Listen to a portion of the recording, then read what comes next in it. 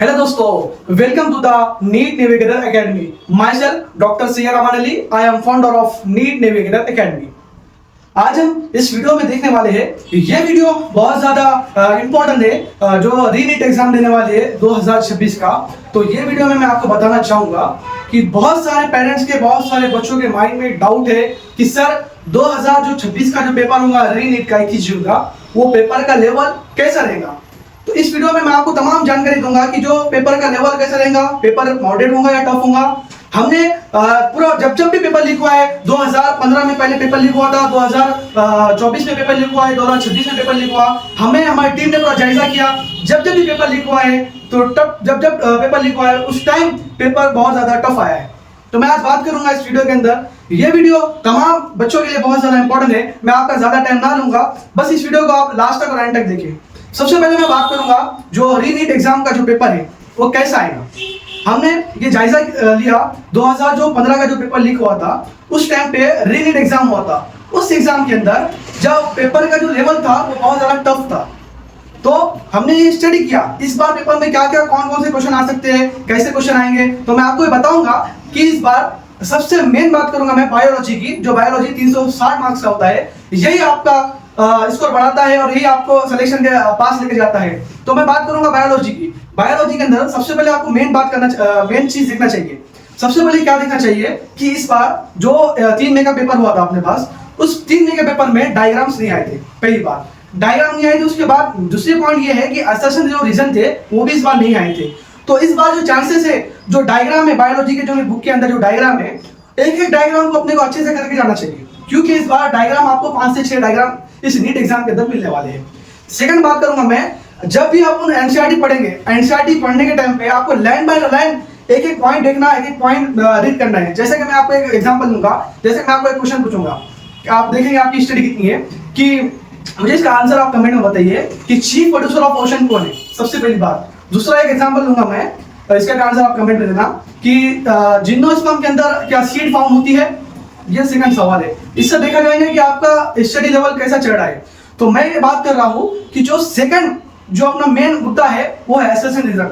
हर साल क्या होता है, जब असर्शन रीजन आता है तो उसमें ही अपने जो मार्क्स होते हैं वो निगेटिव भी जाते हैं, पहली बात। दूसरी बात मैं ये बात करूंगा, जब भी आप एनसीईआरटी रीड करेंगे तो मुझे जब भी एनसीईआरटी में रीड करूंगा तो मेरे जो भी पॉइंट्स है उस पॉइंट को मैं अच्छे से हाईलाइट करूंगा। वो पॉइंट जो मैंने गलतियां हुई थी 3 मई के एग्जाम के अंदर, उस गलतियों को मैं देखूंगा, हाँ ये मैंने क्वेश्चन 3 मई के एग्जाम के अंदर रॉन्ग किया था, तो ये क्वेश्चन बोल तो इस बार आ सकता है या इससे टाइप में क्वेश्चन आ सकता। तो ये चीजें जो गलतियां है अपनी, उसको आपको देखना चाहिए। ये दूसरी बात हो चुकी है। तीसरी बात मैं बात करूंगा कि जो नीट का एग्जाम है 21 मई का, राइट, उस एग्जाम के अंदर आपको पूरा प्रिपेयर होना है, क्योंकि जो केमिस्ट्री का जो पेपर है उसका भी लेवल थोड़ा हार्ड आने वाला है। आपको तो पता है कि हर साल जो फिजिक्स का जो पेपर आता है वो बहुत ज्यादा टफ आता है। तो इस बार याद रखना कि जो पेपर का जो लेवल रहेगा वो बहुत ज्यादा टफ रहेगा। मैं डरा नहीं रहा आपको, मैं आपको सच्चाई बता रहा हूँ, क्योंकि ये सच्चाई है। क्योंकि इस बार पेपर, क्योंकि एनटीए के ऊपर लाखों सवाल उठे हैं, क्योंकि उनको अपनी जो बदनामी हुई उस बदनामी को पूरा करने के लिए वो बच्चों के साथ इस बार खेलने वाले हैं। जैसा उन्होंने 3 मई के एग्जाम के अंदर खेले, इस बार भी वो अपनी सच्चाई को छुपाने के लिए पेपर टफ लाएंगे, कट ऑफ लेवल डिक्रीज होगा और बहुत सारे बच्चों का जो सिलेक्शन हो पा रहा था इस बार सिलेक्शन नहीं हो पाएगा। जिससे 600 मार्क्स, 650 मार्क्स आ रहे थे, उनकी भी मार्क्स इस बार कम हो जाएंगे, क्योंकि पेपर लेवल डिफिकल्टी हार्ड हो।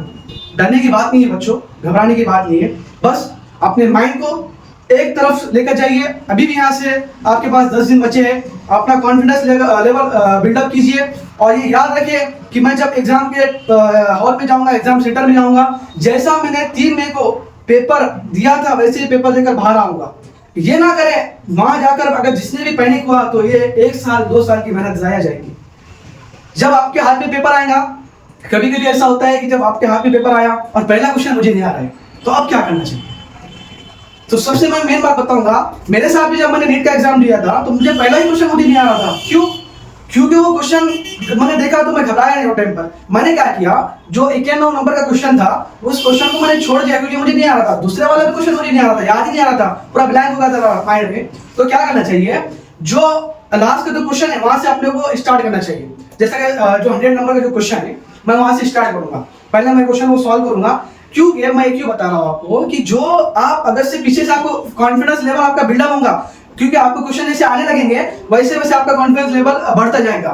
तो मैं आपको यही बताना चाहूंगा कि पैनिक ना हो, डरे ना, अपना जो मोटिवेशन है उस मोटिवेशन को लेके एग्जाम हॉल में जाइए और इस बार अपना सिलेक्शन पक्का कीजिए। और मैं मेन बात ये करूंगा कि बहुत सारे यूट्यूब के ऊपर चढ़ा है कि लॉकडाउन होने वाला है, लॉकडाउन होने वाला है। लॉकडाउन नाम की चीज आप लोगों के लिए नहीं है, ये बस नीट एक्सपीरियंस के जो टीचर्स है जो पेपर सेट करने वाले इस बार उनके लिए ये है।